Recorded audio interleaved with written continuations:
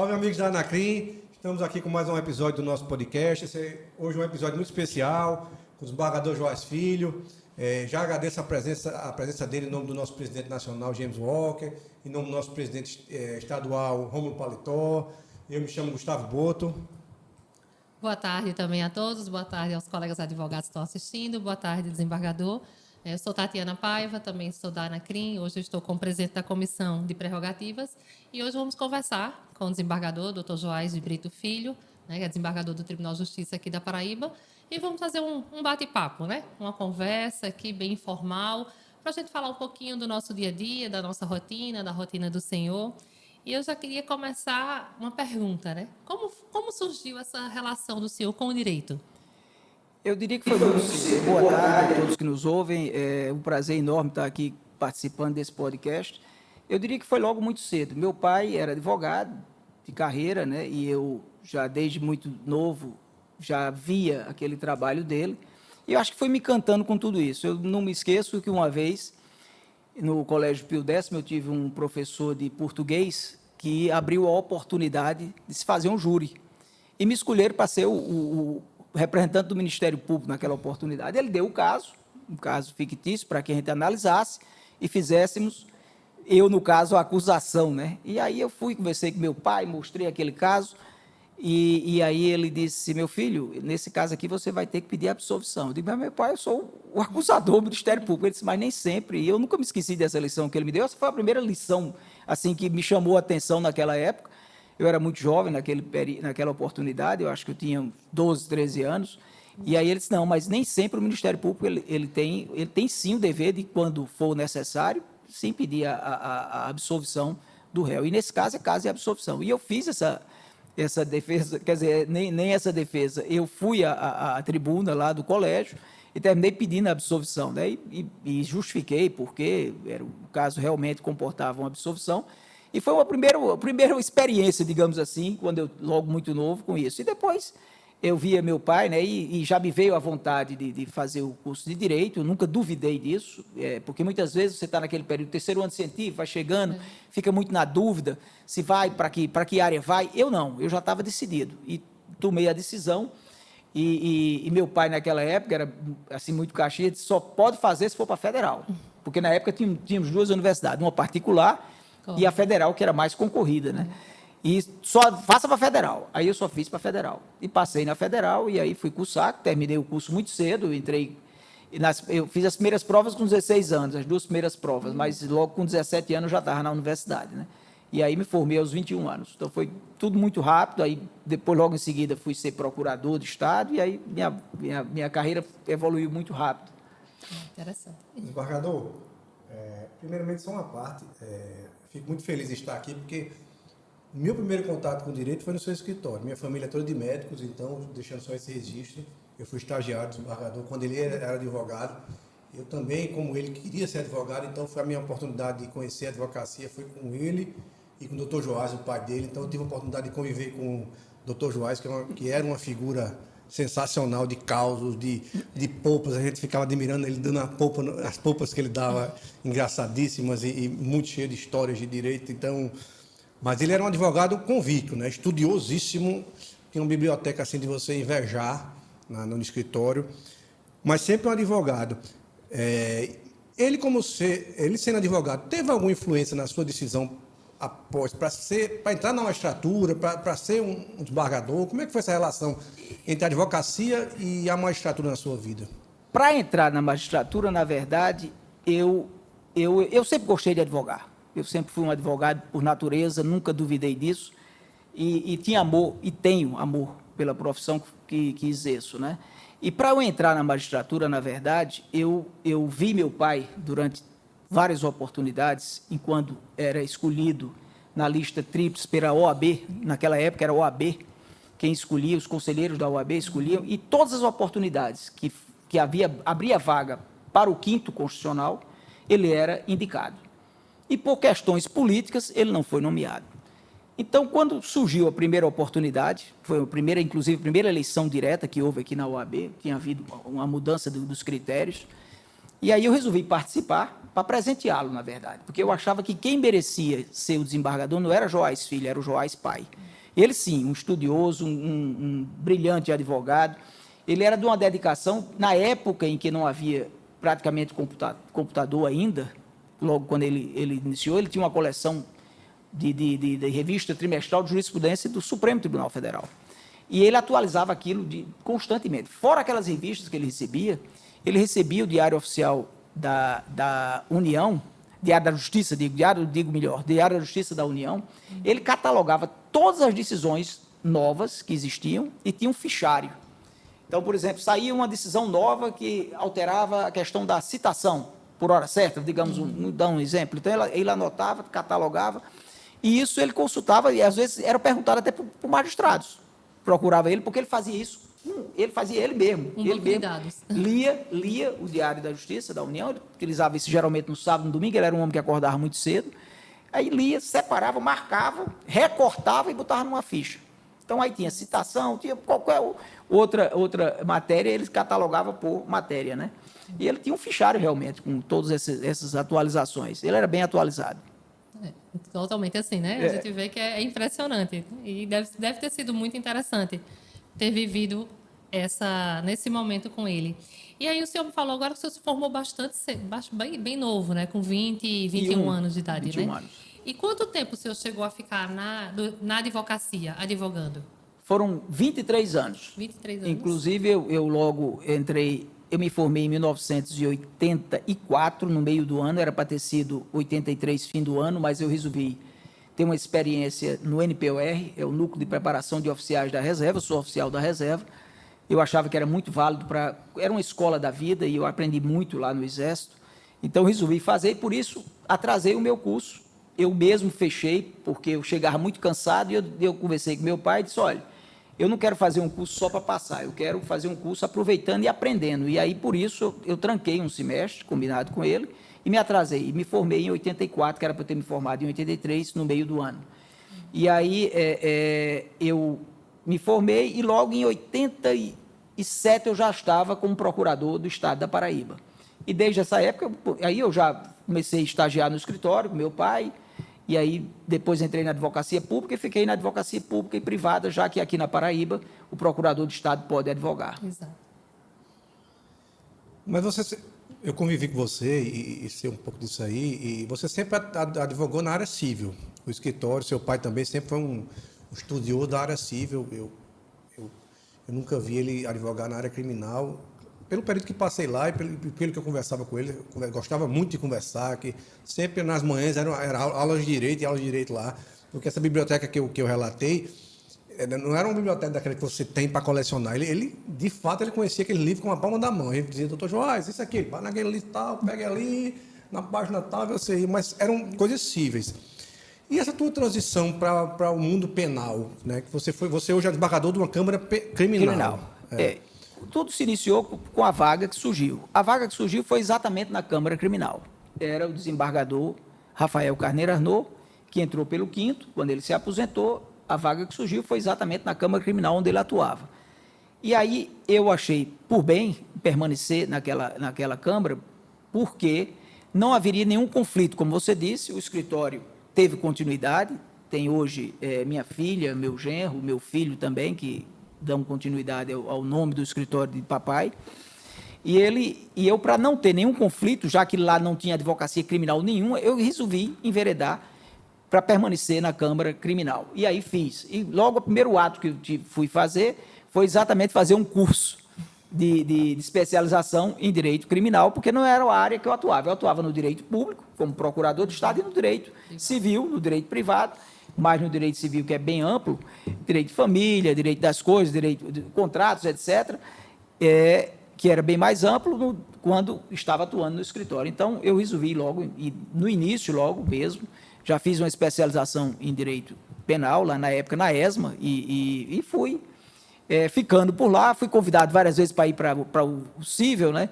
Mas aí eu dizia sempre, não, eu prefiro evitar para poder não ter choque. E lá, até hoje, o escritório da minha filha e do meu filho é puramente na área civil, né? E comercial. Então, você terminou se aprofundando e decidindo ficar mesmo. Depois disso, a gente tem conhecimento que você fez vários cursos, né?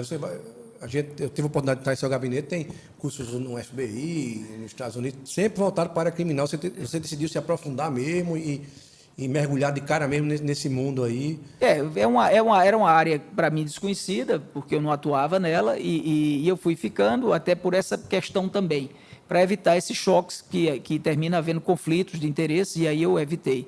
Mas foi me aprofundando, né? Você tem que procurar se aprimorar naquela área para poder, pelo menos, tentar fazer uma boa prestação jurisdicional.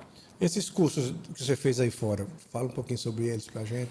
Não, eu fiz cursos, na verdade, fora era um curso mais de segurança, porque é uma área que também nós temos que ter uma preocupação. Eu hoje sou coordenador do grupo de segurança do Tribunal de Justiça, né? Eu faço parte do GMF e também de grupo de monitoramento, de fiscalização de presídios, quer dizer, então, é uma área complexa, o direito penal já é uma área muito complexa, e aí eu também fiz um curso de treinamento até para saber como lidar com redes sociais, os cuidados que nós temos que ter. Esse curso nos Estados Unidos foi basicamente sobre segurança mesmo, segurança institucional, como nós devemos nos comportar, como nós devemos proceder, evitar estar em locais públicos, dando notícia da sua vida, até porque há um risco, né? Você lida com pessoas e, às vezes, você julga, a pessoa interpreta mal e pode querer lhe cobrar de alguma forma. Então, era um curso mais voltado para essa área de segurança. Esse foi o que eu fiz nos Estados Unidos. Depois, eu acho que eu fui à Geórgia também, já foi um outro curso que eu fiz, porque me surgiu a oportunidade, o presidente na época era Luiz Ramalho, me convidou para ir com ele, e eu tive interesse de ir para essa área e fui também com ele, mas também voltada para a área criminal. Excelente. E assim, desembargador, quais foram os desafios que o senhor enfrentou, né, com a magistratura, e como é que ficou também assim a relação com o advogado, né? Que sempre tem aquela que quando o juiz, o magistrado, o desembargador foi advogado, há um outro tipo de relacionamento. O senhor acha que realmente tem? E como foi esse desafio para o senhor? Eu acho que a pessoa que veio oriunda do Quinto, ele tem que ter uma visão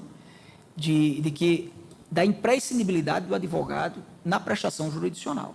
Essa é a minha visão. Eu nunca me recusei a receber nenhum advogado, tenho o maior prazer de receber. Todos que me conhecem sabem que o meu gabinete é de portas abertas.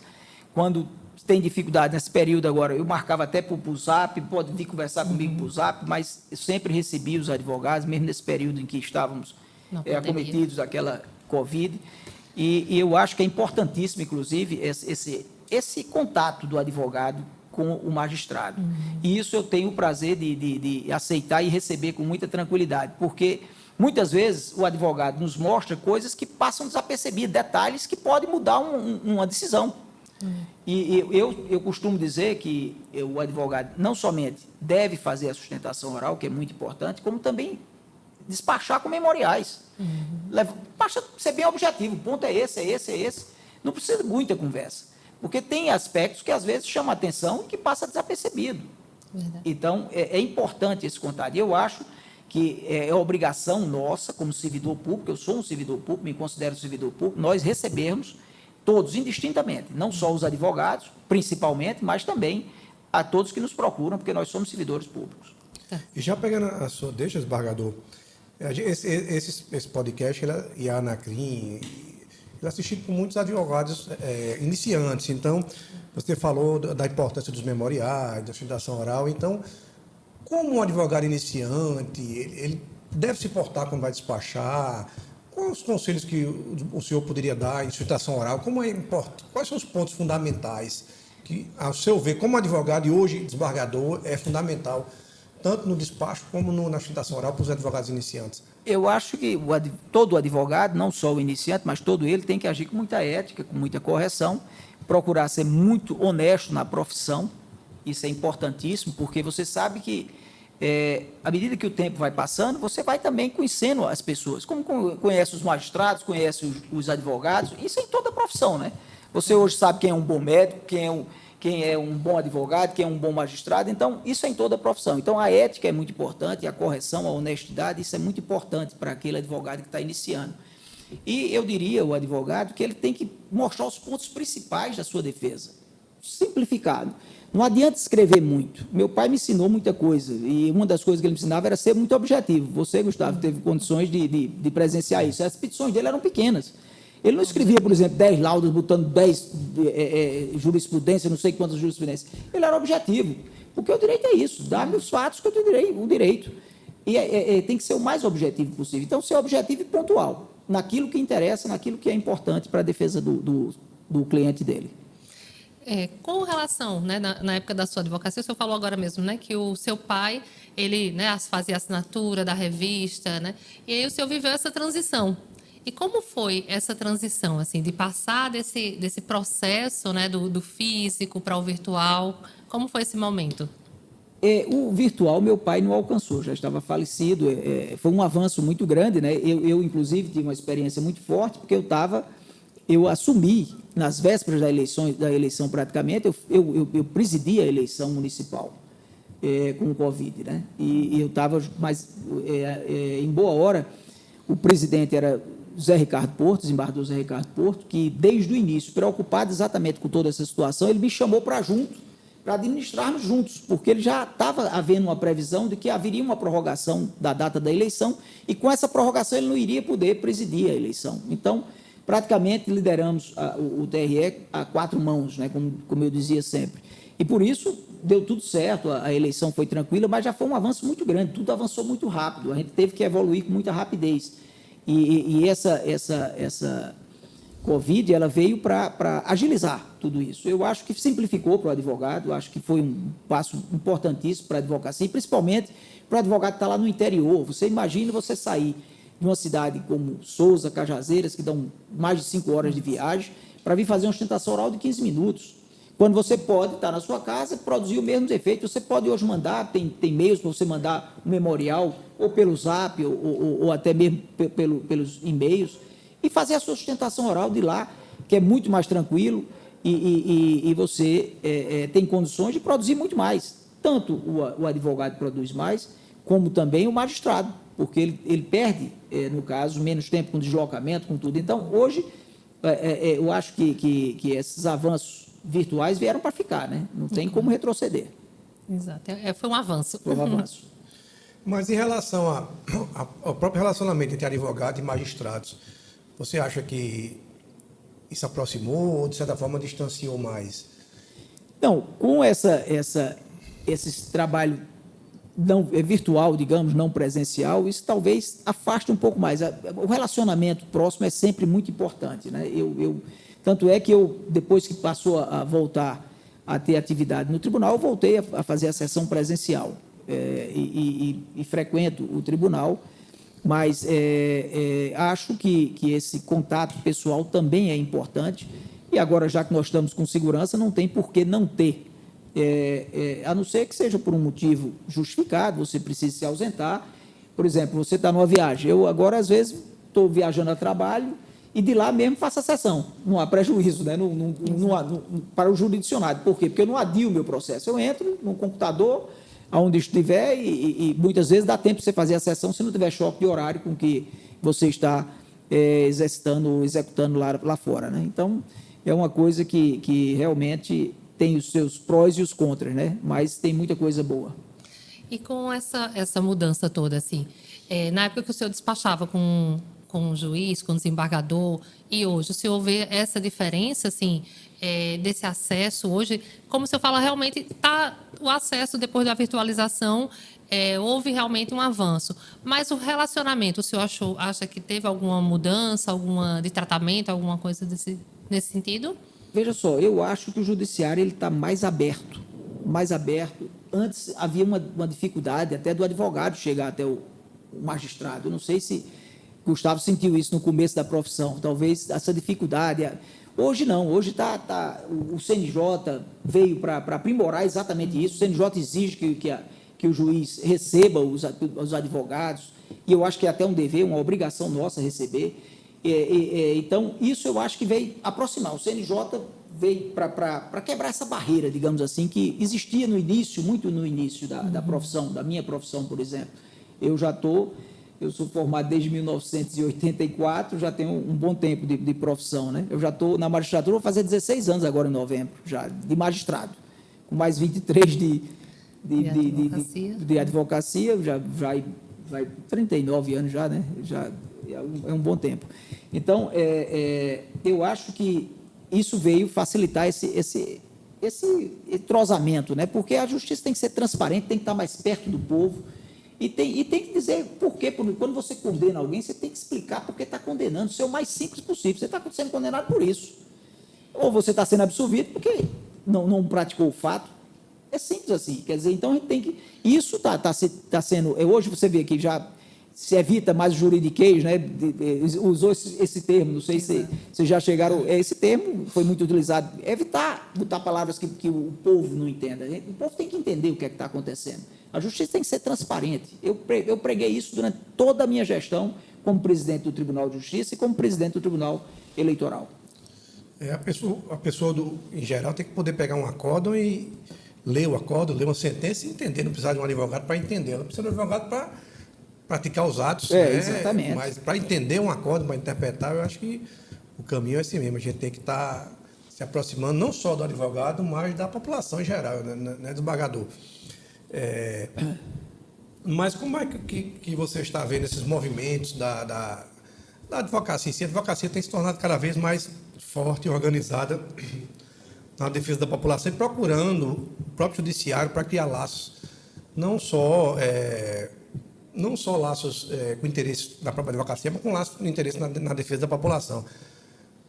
O judiciário vê isso com bons olhos. Como é que o judiciário tem visto como a OAB e as próprias associações têm se formado? Hoje não existe mais só a OAB, a gente tem criado associações independentes. Como é que o judiciário tem visto isso? Eu acho que tem que ver com bons olhos. Nós temos que trabalhar irmanados para poder fazer uma boa prestação jurisdicional. O advogado é essencial ao funcionamento da justiça, o magistrado também. Então, nós temos que estar irmanados para podermos melhorar o sistema cada vez mais. Esse é o nosso objetivo. Então, eu vejo com bons olhos, sim. A OAB tem que ser atuante, sim. Tem que estar procurando sempre, se preocupando com os interesses da advocacia também. É verdade, isso aí tem que haver esse olhar também. E é importante sempre estarmos de mãos dadas para que nós possamos melhorar cada vez mais o sistema judicial.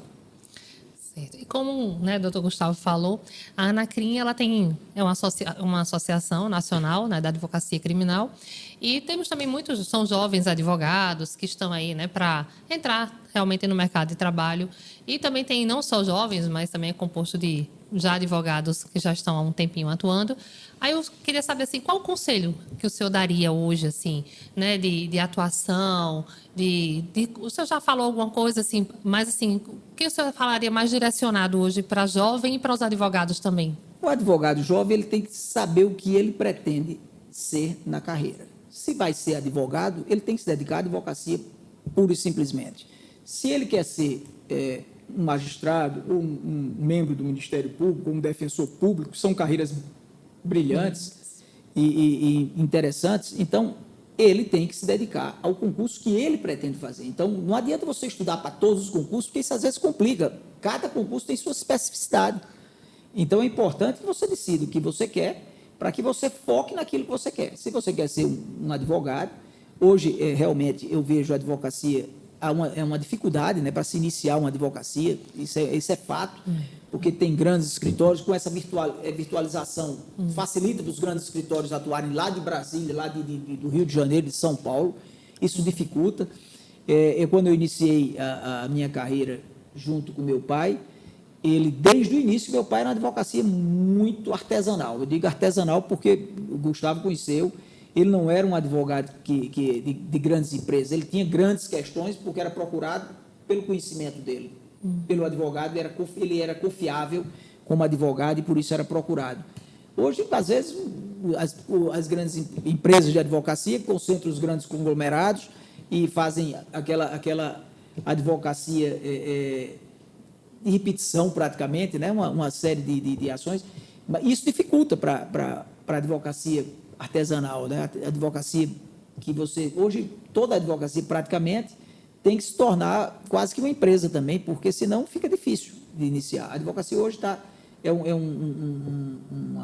um campo que você precisa de ter um caminho já traçado para poder dar início, porque senão fica difícil.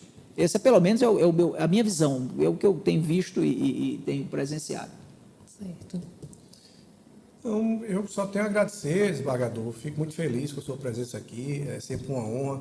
Para mim é um dia muito especial, como eu registrei, porque eu iniciei a advocacia com seu pai, com você, lá no escritório. Fico muito feliz em ter lhe ouvido. Acho que as pessoas aprenderam muito com o que você falou aqui. Esses conselhos são fundamentais. Ouvirem uma pessoa que veio da advocacia, que foi advogado de verdade, né, que sabe o que é a labuta da advocacia. Numa época a gente tinha que bater de porta em porta do fórum, que não tinha virtualização, a gente tinha que ir lá, né, no birô dos cartórios, pegar aquele processo. Né? Verdade, eu comecei exatamente assim, indo aos cartórios, ainda era estagiário, levava as petições, pedia para juntar, porque senão não mandava, ficava ali parado. Então, hoje não, hoje você já entra no PJE, já peticiona meia-noite, 1h da manhã. Muitas vezes a gente chega numa sessão da Câmara Criminal, por exemplo, que eu estou atuando na Câmara Criminal, né? E aí, quando a gente vai abrir o processo, tem uma petição do advogado pedindo um adiamento que ele juntou na véspera do julgamento, praticamente, e justificando. Quando está justificado, a gente tem que adiar, não tem nenhum problema.